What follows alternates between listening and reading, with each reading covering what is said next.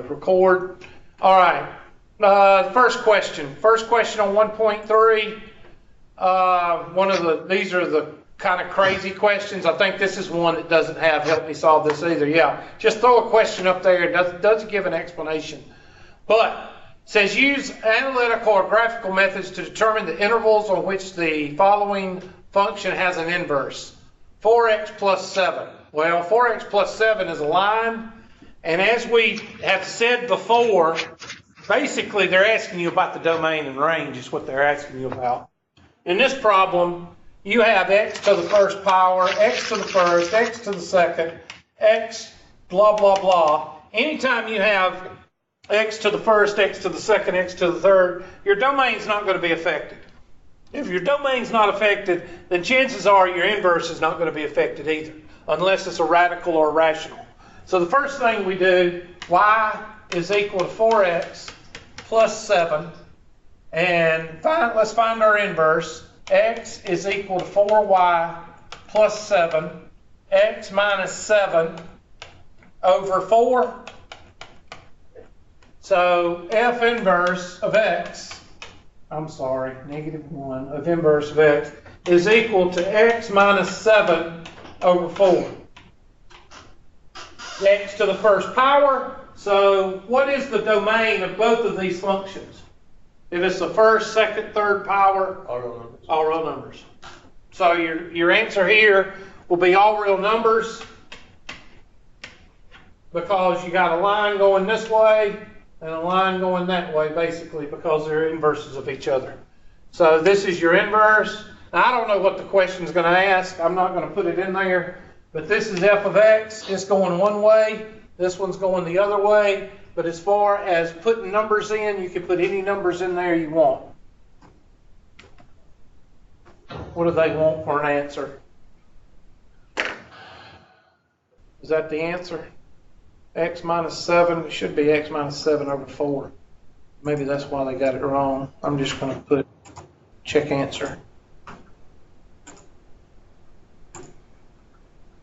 All real numbers. Remember, what is the only thing that's affects the domain? The only thing that affects the domain is a radical.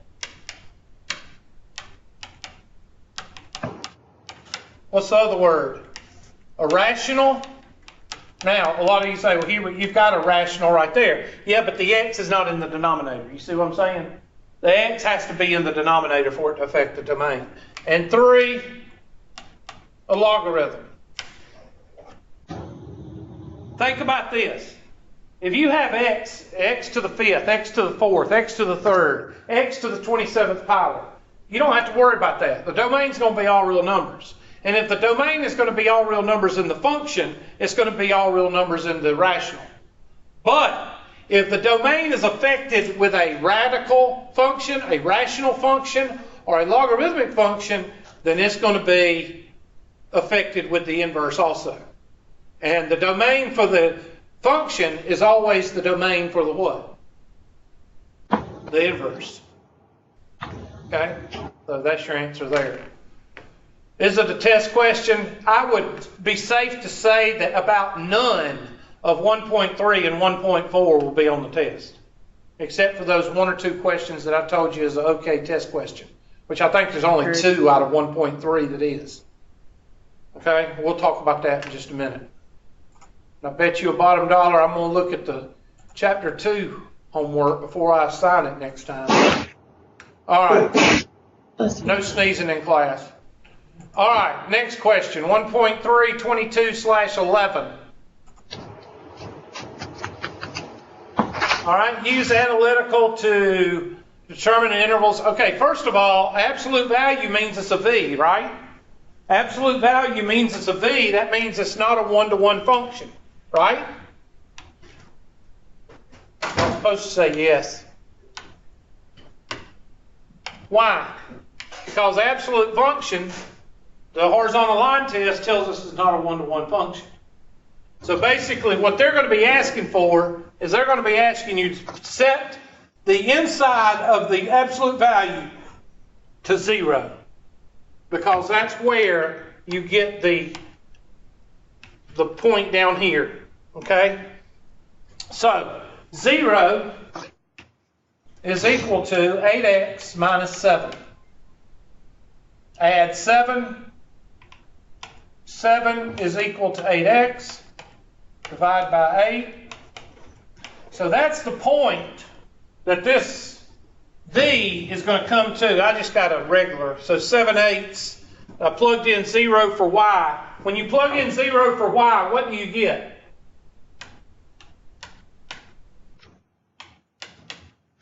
That's not rhetorical. What do you get when you plug in 0 for y?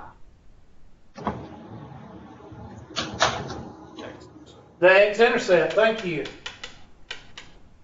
Settle down, Pendleton. So, what's the left side of the absolute value?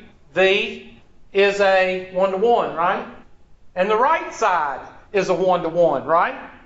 But not together. Everybody with me? Yes, sir. Okay, yes, sir. Thank you for the interaction. I appreciate that. All right, so from negative infinity to 7/8, you have a 1-to-1 function. And then from 7/8 to infinity, you have a what? A 1-to-1 function. So I think that's what they're asking for. So it'd be from negative infinity to 7/8, and then from 7/8 to positive infinity. Is this a good question for a test? Hell to the no. And I apologize. I apologize for these homework questions. I should have checked them, but I was just under the assumption that the person... Let me explain that to you. Okay? There's about 4 or 5 of us that are in the math department here at Tri-County. And each one of us are in charge of a course or two. I'm in charge of Math 110 and Math 111. So the MyLabs Plus homework questions that you get in Math 110 and 111, I put them in there. Everybody with me? Yes, sir. Yes, okay. Sir. Somebody else is in charge of Math 140. So somebody else put these questions in there. I thought they would be regular review questions. I didn't think they would go back to the abacus, and pull up things back from the abacus days. All right? But they did. So I'm going to make sure I check the Chapter 2 homework after this test. We're going to check it and make sure that there ain't none of this medieval stuff that they're bringing up. Okay? Some of it is. Some of it's not. But anyway, I'm just going to type in 3, and y'all can look at the answer and see what you get. Negative infinity to 7/8, and then 7/8 to positive infinity. Question on that one. Now please say something. If it makes sense, tell me it makes sense. If it doesn't make sense, tell me it doesn't make sense. Tell me something. It makes sense. Okay, thank you. Squeaky door That gets particular grease. question, Yes. that particular question makes sense. I think I'm just not understanding how to find the inverse period, Okay. Which one? which might just be a matter of practice. Which one? You talking about the last one we did? All the questions that are asking for find the inverse or find the inverse for the interval for this inverse and all that, they don't make any sense to me. Okay. Well, I think you may have a couple of things running together. All right. Let me go to the whiteboard. Now this kind of stuff I can explain. Some of these questions is hard for me to explain. All right. There's 2 or 3 things of an inverse. There's 2 or 3 concepts of an inverse. One is the graph of an inverse. The graph of an inverse can pretty much be done by your calculator. All right? The days of y'all sketching out inverses, those days are gone. Okay? So you can do that on your, but in order to do the graphing of the inverse on your calculator, you got to be able to do one of the other things, and that is algebraically find the inverse.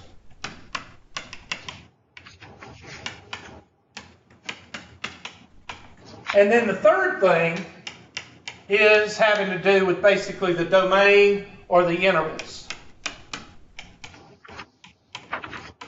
And of course, there's one more thing, and that is it's the easy thing, the horizontal line test.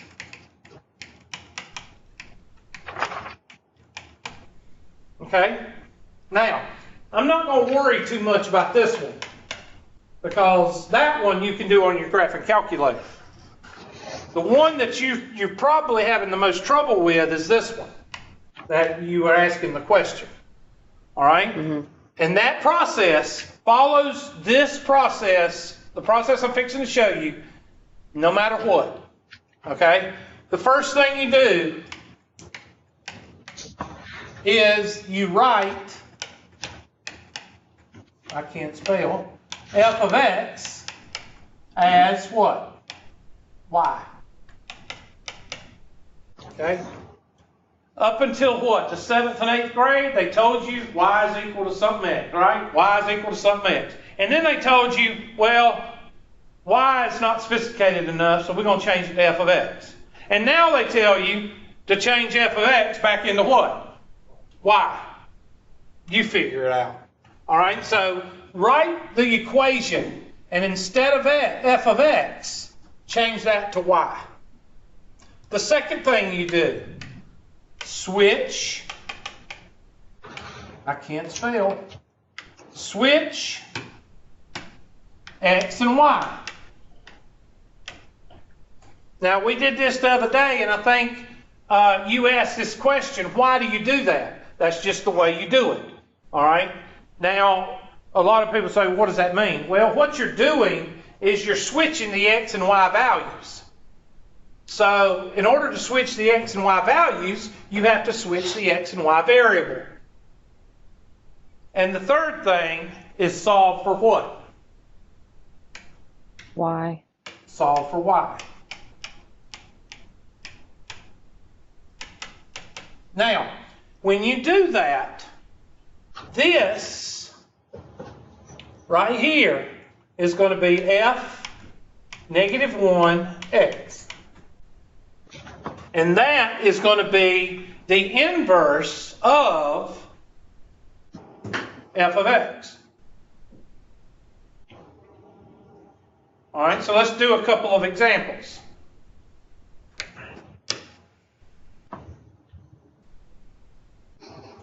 Let's go with f of x is equal to x plus 4. Now, the first thing you need to do is you need to go over here and sketch it.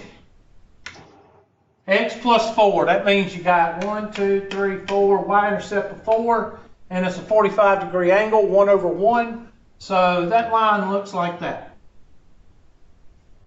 Now, why do you need to draw a sketch or do a sketch on your calculator? Why do you need to do that?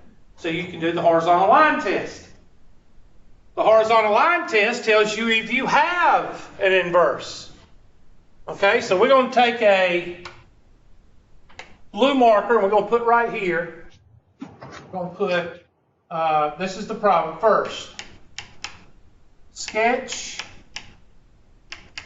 slash calculator and do horizontal line test. So I want to do the horizontal line test right here. Just going to take a horizontal line. I hit it one time, so it is a 1-to-1. That means you can take the inverse. Now you're going to find out in a minute why you can't take the inverse of a quadratic. Okay, I'm going to show you. And that's when we get into the intervals. All right, so number 2. I'm going to rewrite f of x as y equals x plus 4. And now I'm going to switch x and y. X is equal to y plus 4. And now I'm going to solve for y. So how do you get rid of plus 4? You subtract 4, and y is equal to x minus 4. But it's not y anymore. It's what? You change it back. I'm going to cross this out and put f of negative 1 of x. Meaning that our inverse function is x minus 4. So if you were to graph x minus 4, and I'll do it in magenta, x minus 4, I'm going to put this in magenta. That is a y-intercept of what? Negative 4. And it is a 1-to-1, except it's going in the what direction? Opposite. Opposite. And is that a word that you need to correlate with inverse? Yes. So why would it be going in the opposite direction even if the slope is positive? Because you switch the x and the what? The y. So you just The have to y. notice. Oh, okay. I think the slope would still be positive, right? Hmm? But the slope of the inverse would still be positive, right? Oh, I messed up. I'm sorry. Yeah, I messed up. Sorry. You're right. It'd be going kind of like parallel. I'm sorry. Not parallel, but it would cross, sorry, like this. It would look something like that. And I'll show you how the inverse works. It's not the opposite, it's the mirror image. If you was to take y is equal to x, and I'll do see this line right here? There. It's a reflection, not opposite. It's a reflection. That's better. Thank you. All right? The inverse is a reflection. And this little line right here, y is equal to x, will help you out tremendously to see it. And that's how you find it. Now, what about the intervals, Hubert? Well, the intervals come when you have something, one, that you don't have a one-to-one function. Let me ask you a question. What numbers are x are represented with the black line? What numbers for x are represented with the black line? All what? All real numbers. All real numbers. Well, what is represented with the magenta line? All real numbers. Why? Because it's an x to the first function. X to the first.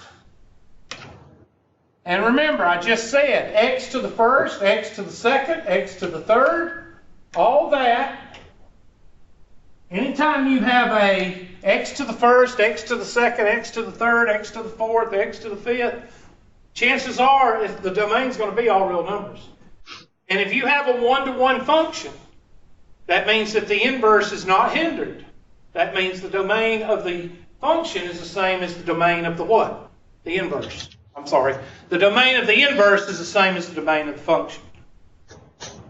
Okay? Now, let's do one that's not.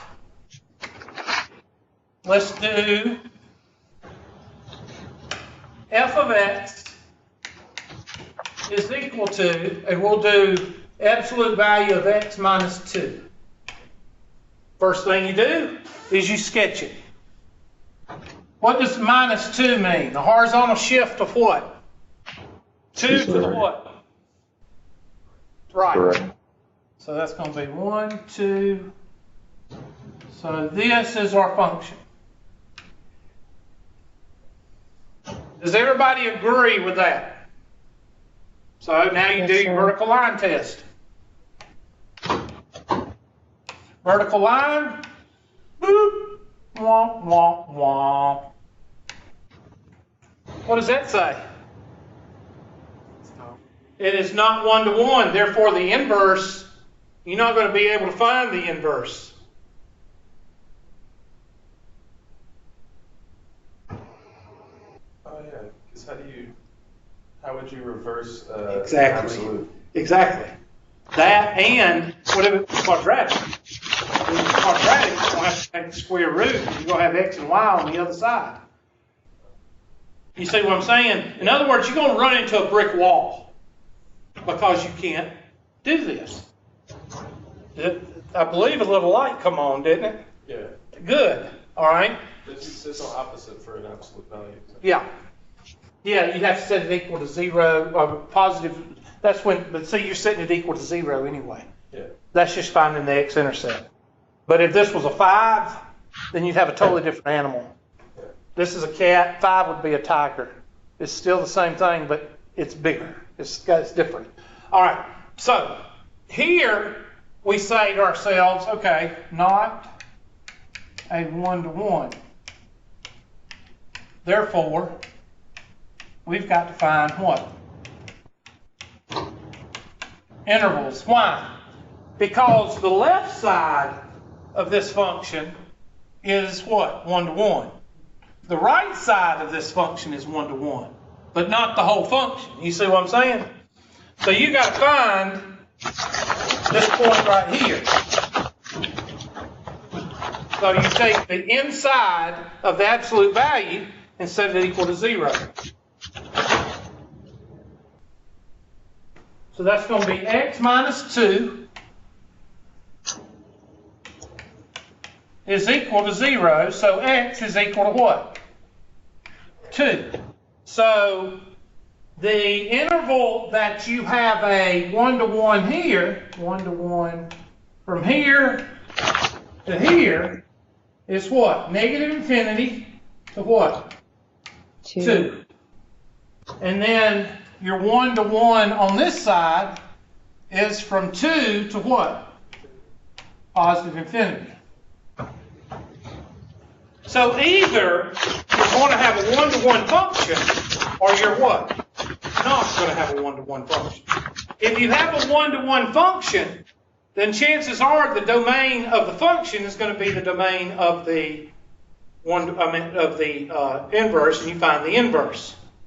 If you don't have a 1-to-1 function, that means you cannot find the inverse, which means you have to find the what? The interval. That makes sense?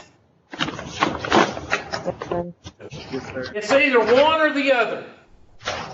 You're either going to be able to find the inverse or you're not. Pendleton, how we feel? Okay. Pretty good. Does that help? Much. Much. Okay. All right, let's look at another question. Get this 1.3 homework out of our dadgum. Oh. Is 1.3 still going to affect our grade? No, well, I'm trying to show you the question so you can all make 100 on it so we can get it out of the way. That's what I'm doing. Does that make sense? Yeah. So if you can't do a problem, send it to me. They're renamed though, right now. I put 2 up, and we're going to talk about that before class is over.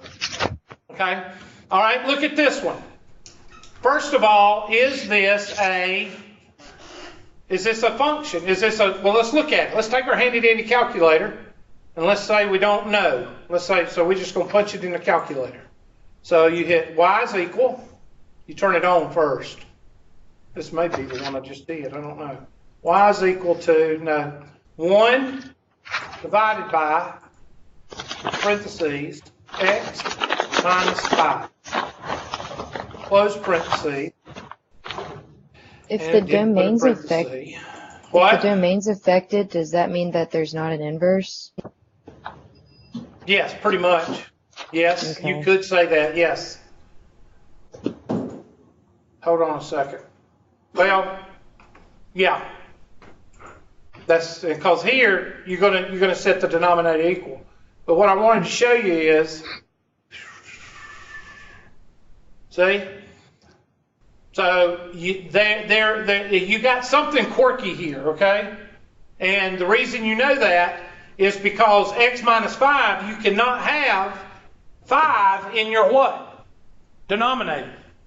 So here you say to yourself, okay, well there's a fraction. Hubert just said 1 radical, 2 rational, meaning that x is in the what? Is in the Denominator, or logarithm. Is this a rational? Yes. So set the denominator equal to what? 0, because you can't have 0 in the denominator. So here, x minus 5 is equal to 0. So x cannot equal what? 5. So that is where your domain for this function will go. Now they say intervals, but basically they're wanting to know the domain. So from negative infinity to 5, and then from what? 5 to what? Infinity. Oops. But is there an inverse for this? Well, what happens? You get y is equal to, well, yeah, you can, but you're going to have, again, you're going to have that x and y. You're going to have something funky. Okay, look.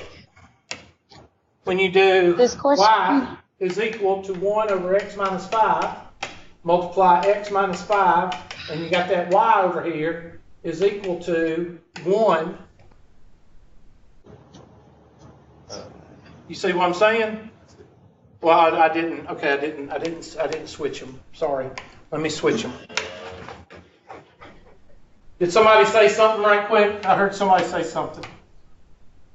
Y is equal to 1 over x minus 5. X is equal to 1 over y minus 5. Multiply x times y minus 5 is equal to 1. Divide by x, and you get 1 over x is equal to, or plus 5. What do you got right here? What is that? That's the denominator. Yeah. Is the denominator going to affect the domain? Yes. So you fall back to the function because the function domain overrides the inverses domain. So the domain on this function would be 0 to 5, and I meant negative infinity to 5, and 5 to infinity. So let's punch that in and let's see if that's what they got. The domain of the function will always override the domain of the inverse. So I'm just going to type in 3. I know that 3 is wrong for some of y'all that just don't want to type all that in. Ding! We feel good about ourselves. So we don't have to take pictures of. Oh, shut up. Why isn't it bracketed? Why do they have it uninclusive? Because of the vertical asymptote, that's why. My bad. Okay. Vertical asymptote means that it doesn't touch. We'll get to that in chapter 2, like you said the other day with the limits. Wait, so when you Big get parentheses. the inverse function, when you get the inverse function to 1 divided by x plus 5, Which is 1 over x plus 5, right here. so does that just mean that it's all real numbers except 0? Does that mean all real numbers except Well, you got to remember, the inverse function is going a different direction. It's the reflection. Yeah. So it's going to have a domain, but you can only use numbers from 5 to it. You can only use 0 to 5 and 5 in the inverse. Okay? You can't use 0. Yeah, you can't use 0, but you can't use anything between. Well, you can use 5, but you can't use 0. And you will see that when you graph it. You got to graph it. You'll see the reflection of the 1 over x plus 5. You'll see it. Yeah, what? Oh, you couldn't do like negative 0.2 either. Yeah, that would be. You could. Well, you'd have x. You'd have x minus 0.2. Yeah. You could do that, but don't if, especially 1.3. Let's don't do too many ifs. Okay, because 1.3 with these questions really suck. So let's go to the next question. I want to get them all covered so we can get this 1.3 out of the way. Okay, that's Do that you still one. need to pick up your son today? No, he's right there. I appreciate you. I appreciate you reminding me. But yeah, DSS won't have to come get him. I got him. I hear you just trying to get out of class. I know. I see what you do. You don't care about my son. I You want just you want to to get get the hell out of screwed. here. I'm just kidding. 1.3, 29, 13. All right? This one says find the inverse function. All right? Now they also say what? The domain has got to be greater than negative 10 or equal to, because you can take the square root of 0, right? You can take the square root of 0. So it's okay to have 0. So what the heck?